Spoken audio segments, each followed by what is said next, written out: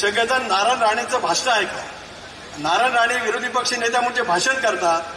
तेवढं जरी तुम्ही थोडंसं शिकला तर तुमची विधिमंडळातली कारकीर्द उजवी ठरू शकते असं पवार साहेबांनी वारंवार सांगितलं होतं. ते मला आज या कार्यक्रमाच्या निमित्ताने या ठिकाणी सांगायचं. आणि म्हणूनच त्यांचा आणि दादांचा सुद्धा सहवास अजितदादांचाही राहिला अनेक वर्षाच्या प्रवासामध्ये. मगाशी आपण उद्याजी म्हणालात की राणेसाहेब शब्दाला पक्के आहेत. 2010 सालामध्ये ते राज्याचे काँग्रेस पक्षाचे मंत्री होते आणि विधान परिषदेची निवडणूक लागली होती. काँग्रेसच्या एका उमेदवारांनी बंडखोरी केली आणि राणेसाहेबांनी मला शब्द दिला होता की काँग्रेस आणि राष्ट्रवादी काँग्रेस पक्षाची युती आहे, सांगितलेलं सगळं मतदान तुला पडेल. त्यावेळेला काँग्रेसचे अध्यक्ष ठाकरे साहेब होते माणिकराव, ते त्यांना सांगायचे की मतदान वेगळं झालं पाहिजे.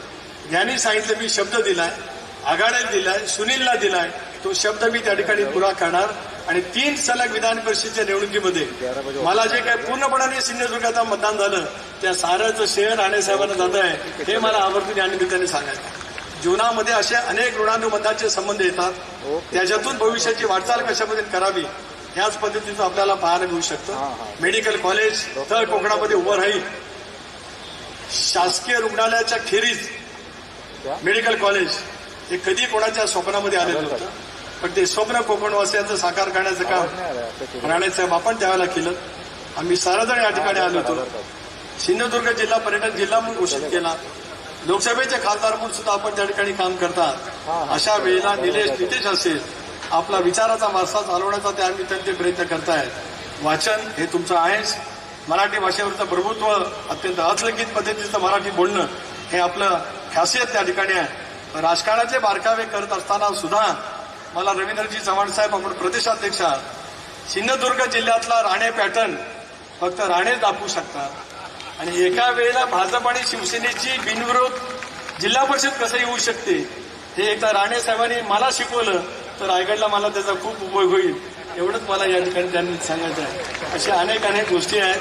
त्याहीपेक्षा आज त्यांच्या अमृत महोत्सवी वर्षाच्या सुरुवातीलाच आपण सारेजण या क्षणाच्या ऐतिहासिक क्षणाचे साक्षीदार आहोत. त्याचं मला स्वतः या ठिकाणी उपस्थित राहता आलं याच्याबद्दल मला मनापासून आनंद आहे. राणेसाहेब आपल्याला उदंड आयुष्य मिळावं. 75वी तर साजरी होईलच, पण आपला सहस्र चंद्रदर्शन सोहळा सुद्धा याच नेत्यांच्या उपस्थितीमध्ये आणि आहेत याच पद्धतीने आपल्यालाही मोठं मयापद बोललं तर पुन्हा बोलतोय. मी देवेंद्रजींना बोलतोय, गडकरी साहेब सुद्धा तिथे आहेत. आणि एक सुंदरसं भावगीत आहे, जीवनातली घडी अशीच राहू दे, तशी जीवनातली घडी असून इथपर्यंत जमलेली. माझ्या सही चव्हाणसाहेब तुमच्या डाव्या हाताला बसलेला आहे. राष्ट्रवादीचा अध्यक्ष आहे, याचं जाण आणि भानीव ठेवून ही घडी अशीच राहू दे एवढंच राणेसाहेबांच्या या सत्कार समारंभाच्या निमित्ताने या ठिकाणी सांगतो. पुन्हा एकदा राष्ट्रवादी काँग्रेस पक्षाच्या वतीने आज दादा हयात नाही, दादा असते तर निश्चितच आपल्या या अमृत महोत्सवी वर्षाच्या निमित्ताने त्या ठिकाणी आले असते. आज वहिनी पोटनिवडणूक असल्यामुळे आल्या नाही. उपमुख्यमंत्री सुनेत्रा वहिनीच्या वतीने, माझ्या पक्षाच्या वतीने आणि तमाम Konkan live breaking news channel, अचूक बातमी, थेट हल्ला. कोकणातील ज्वलंत प्रश्नावर मर्मभेदी लिखाण करून सत्य मांडणारे निर्भीड चॅनल. लाईक करा, सबस्क्राईब करा आणि फॉलो करा.